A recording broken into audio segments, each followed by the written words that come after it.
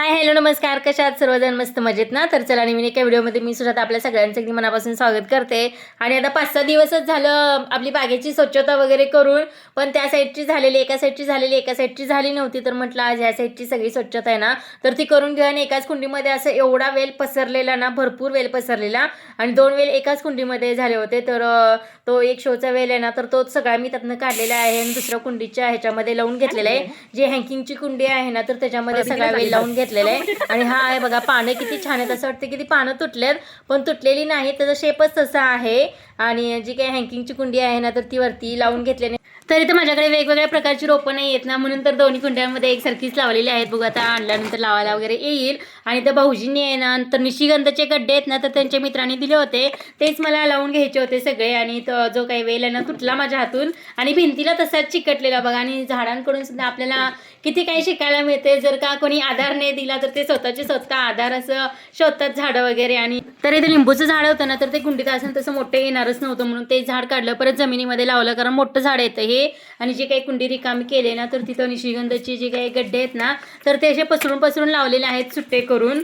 तर बऱ्याच कुंड्यांची साफसफाई केलेली आहे, इकडची तिकडं, तिकडची इकडं, अशा कुंड्या वगैरे जरा ठेवलेल्या आहेत. आणि इथं पण जराशी जागा शिल्लक होती आणि गड्डे भरपूर होते, त्यामुळे जरा समोरच्या बाजूला पण होतील म्हणून तिथं सुद्धा असा हा मोठा गड्डा आहे ना, तर एक सिंगलच लावून दिलेला आहे. बघूया म्हटलं त्याला आता कसे फुटतात वगैरे. आणि इथं फणसचं झाड सुद्धा आलेलं आहे, पण काय उपयोग नाही, ते काढून टाकावं लागणार आहे. तर बघूया आता, जिथं जागा भेटेल, जिथं जागा दिसेल तिथं हे गड्डे असे लावलेले आहेत. आता किती येतात आणि किती नाही माहीत नाही, पण लावून तर घेतलेले आहे. आणि परवा जे काही वांगी, दोडका, कारलं वगैरे लावले ना, तर ते सुद्धा अजून आलेलं नाही आहे.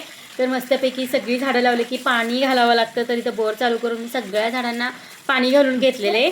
तर इथं मनी प्लांटचं सुद्धा वेल छान आला आहे, त्याला पण सपोर्ट दिलेला नाही, तसंच ते पण झाड भिंतीवरती सपोर्ट घेत घेत असं चढलेलं आहे. आणि सगळीकडे इथं मी पाणी वगैरे मारून घेतलेलं आहे, बाहेरच्या साईडला सुद्धा पाणी मारून घेतलेलं आहे. आणि पेरू पण आलेला आहे, तर एक पेरू काढून वगैरे घेतलेला आहे.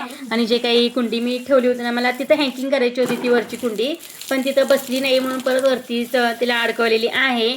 आणि सगळीकडून मस्तपैकी पाणी वगैरे मारून घेतलेलं आहे. छान वाटतं पाणी मारलं की वगैरे. आणि थंडीमध्ये एकदम गारगार लागत होतं.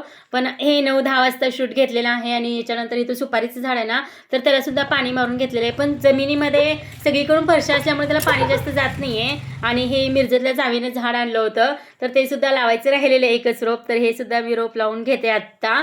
तर हा होता कालचा व्हिडिओ. कसा वाटला नक्कीच कमेंटमध्ये सांगा. आणि व्हिडिओ आवडला असेल तर लाईक, शेअर, सबस्क्राईब करायला अजिबात विसरू नका. तर हे देशी गुलाबाचं झाड आहे, कुंडीतल्यापेक्षा हे जमिनीतच जास्त चांगलं वाढेल, म्हणून हे लावून घेतलेलं आहे. तर चला भेटूया नेक्स्ट व्हिडिओमध्ये, तोपर्यंत bye bye, thank you for watching.